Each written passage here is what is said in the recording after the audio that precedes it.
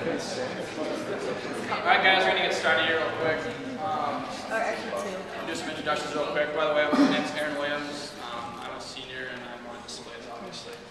Ashley Kruger, I'm also a senior and I'm the other displays co-chair. Do you guys want to introduce yourself? Yeah, I'm Alicia Snyder. I'm one of the general co-chairs for the Space Homecoming. And I'm Morgan Holmes, the other co-chair for the Space Homecoming. And I'm Kurt Byron, Homecoming advisor. And then we'll have you folks up front. I'm Maura Kim. I'm with Environmental Health and Safety. I'm Ryan Savage, EH&S also. We're just going to go over we're not really going to go over the HAG, but if you guys got those packets, you guys can look at those. And then also, we already emailed them out to the GenCos, but we'll probably email it again to the lawn display co-chair list when we get that we signed up tonight. And if you guys have any questions about that, just email us with questions or come up to us after the meeting. So, I don't think that's enough. You guys ready to go?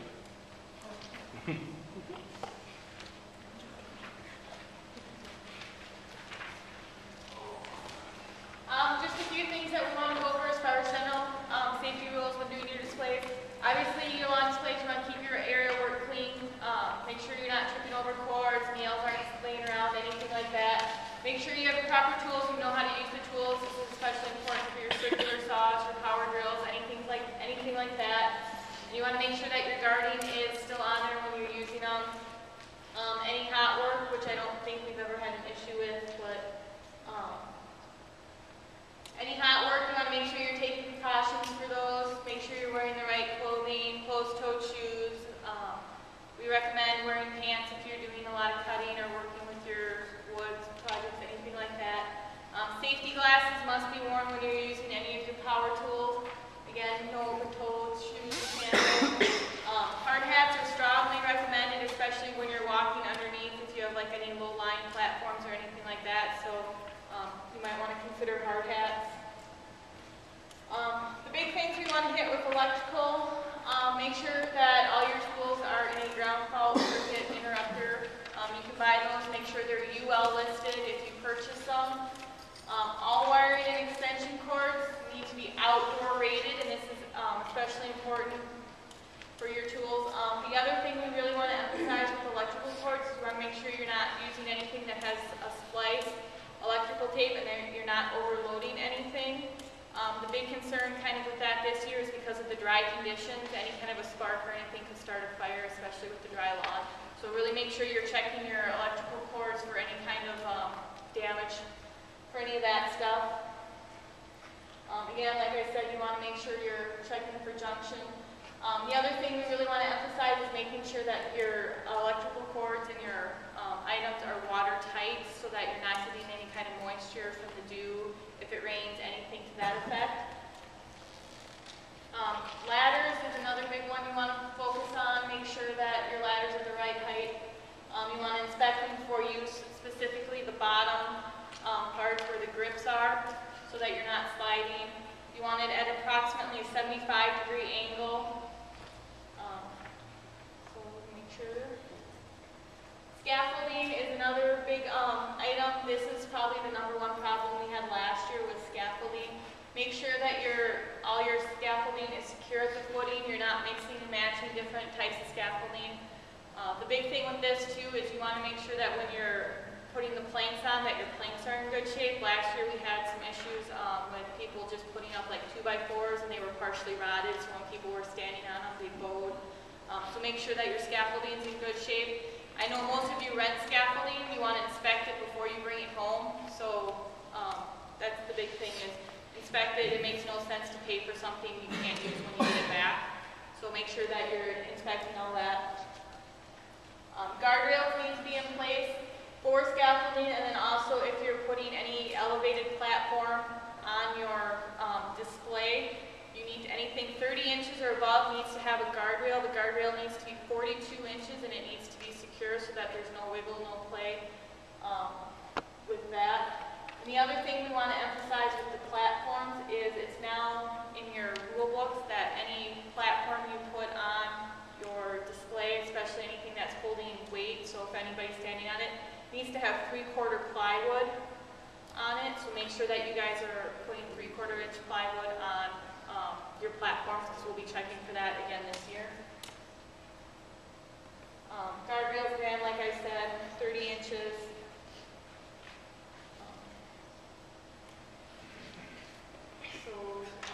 Okay, this is another thing. Last year they started the rule you can have 5 people on a platform.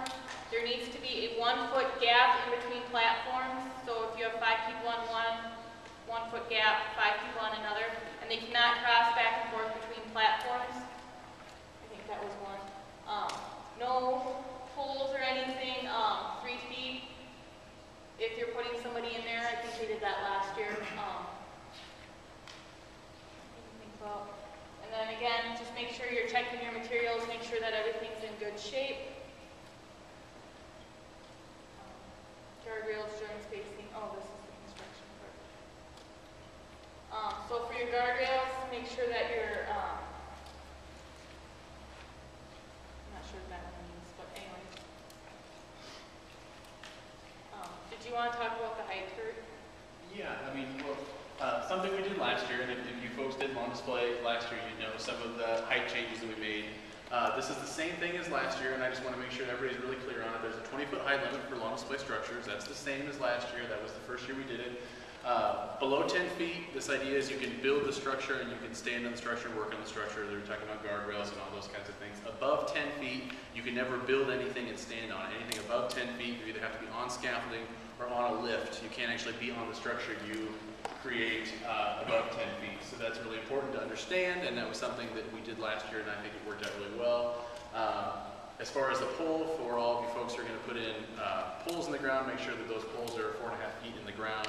So we're talking about 20 feet above grade.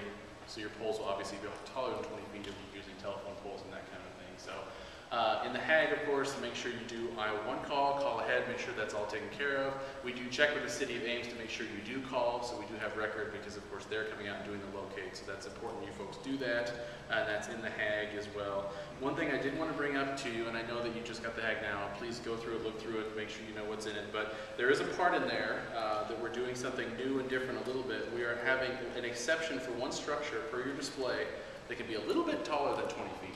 Up to 26 feet, you can read the instructions there. It says non-structural materials and it has pretty specific size requirements. We're not doing anything really specific with that. What we're saying is if you want one thing in your lawn display to be taller than 20 feet, we want you to put it in your patent, write it up, draw it up very specifically, make sure you articulate all the specifics about it so that we can really understand it. Environmental health and safety, the lawn display co-chairs will all review that and we'll see. It's possible that no structure will be given that exemption depending on what we see from you folks with that, but we did want to open that up again and see what some of you come up with. We're talking foam, we're talking inflatable things have come up, so I mean if you're coming up with something that's non-structural you want to have at the top of one thing in your display, we really want to encourage you to put that in your patent and think it through and come up with something new and different, and we'll see what we get from all of you when the patents are due. So.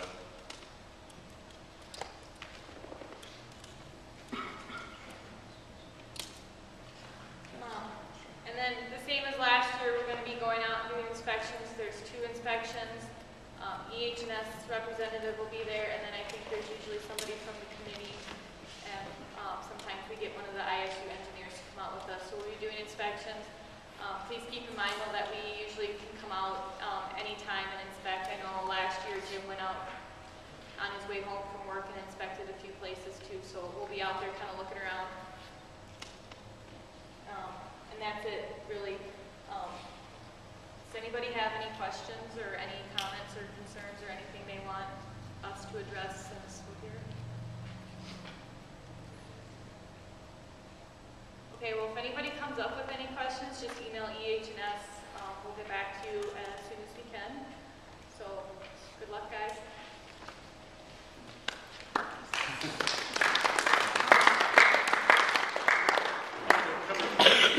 Before Aaron and Ashley talked about some of the other things, they talked about inspections. That's really important. EH&S is inspecting. They're bringing people along. Like I said, there are people that drive by. They're university. I don't want to freak you out or anything, but they're university administrators. They're people within the City of Ames. The City of Ames is aware of the competition. They know when it starts and ends. They know what the rules are. They drive by. They look.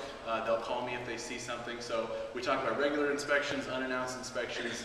Aaron and Ashley being around, seeing you working on the display, but also the fact that there are people in town, people that work for Iowa State that will just be driving by and they'll come through the neighborhood on their way home from work and they're just checking up and making sure that everything is done according to plan. So we do want you to know that there's a lot of people in town that are aware of what's going on, and they're going to be looking out for you all while you're doing this construction. So that's really important to keep in mind.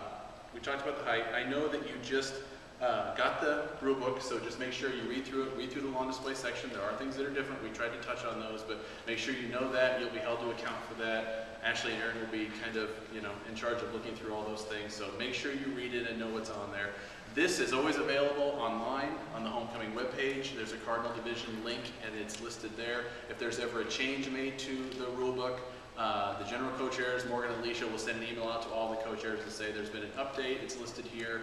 The HAG, when it's online, it always has a date for when it was last updated. So if there's any change, at this point, if there's a specific change in the lawn display section, I don't think there will be, but if there is one, we'd let you know exactly what changed. So we want to make sure that you know that. I don't think there'll be a change for lawn display, but there are other things that come up. Make sure you ask questions of these two when they're walking around, seeing your displays. Get to know them, they'll be around. So just make sure that everything's asked and everything's out on the table so we can make sure we have everything covered. Don't let any question go unanswered. We're here to help you. I mean, all of this stuff is put together for that, so the competition can be successful. The last thing, I'm talking forever, that we want to talk about is the fact that there's a whole group of university administrators, also people within the City of Ames, who have collectively come up with all of these things. So the City of Ames, the university, risk management, environmental health and safety, the Vice President for Business and Finance Office, City of Ames, the city engineers, all these people, along with people from the Alumni Association, are all together working on coming up with these rules and coming up with these regulations so that the lawn display competition can continue. Because when we first did all this research, we didn't find any similar competition really across the country. So our goal has been to preserve this competition. These rules and the regulations that you guys are following are what is preserving the competition so that we can continue doing it forever and ever. So if you're fans of the Homecoming Facebook page, you'll see pictures of lawn display going back to the 40s. So this is a great tradition in Iowa State, and we want to keep it up for just as long as we can. So we appreciate all of the work that you do and all of the things that you do to make sure that all of the committee's regulations and everything are followed out. So thank you for that, and that's it for me. I guess kind of to start, we'll kind of go through some of the things that we thought were important for you guys to know. First of all, calendar of events. There's a pretty specific calendar of events in the HAG. It's the first page, I'm pretty sure, or somewhere in there on the display section. It has all the due dates for things, every other deadline that you might want to know. If you have any questions on those, definitely feel free to let us know. Most of you should have our contact information by now. And then the patents, obviously you can see on the calendar events when those are due. Those will be due here at the Alumni Center downstairs to Cecilia, who's our secretary downstairs. And we will go over those, we will review them, check them out. We're going to want to see, how tall the structures are, if there's going to be people on those structures. We're going to want to see, obviously, if they're going to be over 20 feet, what structures you're going to use and how you're going to build that, whether you're going to use poles or whether you're going to use 4x4s or how you're going to brace those buildings.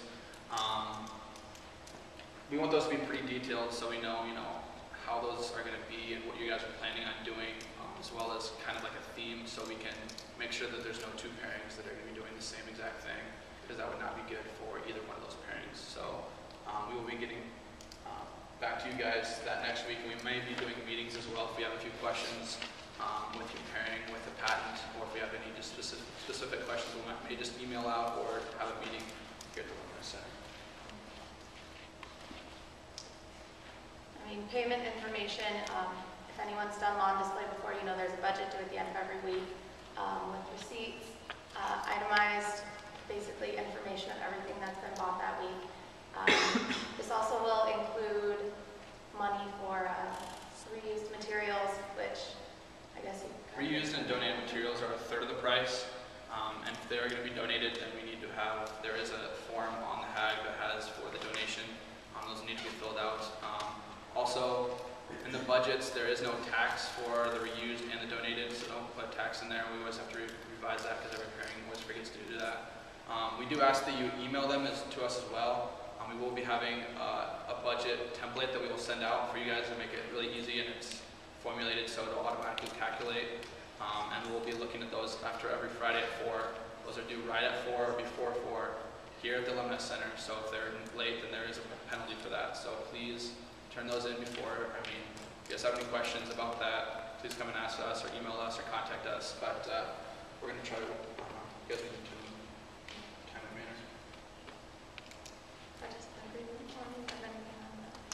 manner. Yes. Well, you should all know that the corporation board president of the property where the lawn display is being constructed is going to complete a form for us and send us a certificate of insurance. So that information has been out to all of them. It went out to all chapter presidents and all of your chapter advisors as well of those whose property we're using for lawn display. So just be aware of that. Some of you are more involved in that process than others. Some of you aren't involved in that at all. There will be an individual participating agreement form. I'm not sure what form that will take. We're having some changes to that, so in a perfect world that would be an electronic form this year. I don't know if that's actually going to happen, so we will keep you in the loop on that and let you know when that'll be available to fill out. So it's written there to be due September 7th. Hopefully it will still be due September 7th, but trust me, if we will keep you in the loop and you won't be penalized for a form that doesn't yet exist. So we'll try to make sure that all that comes through so you guys can all get your chapter members to fill it out. So.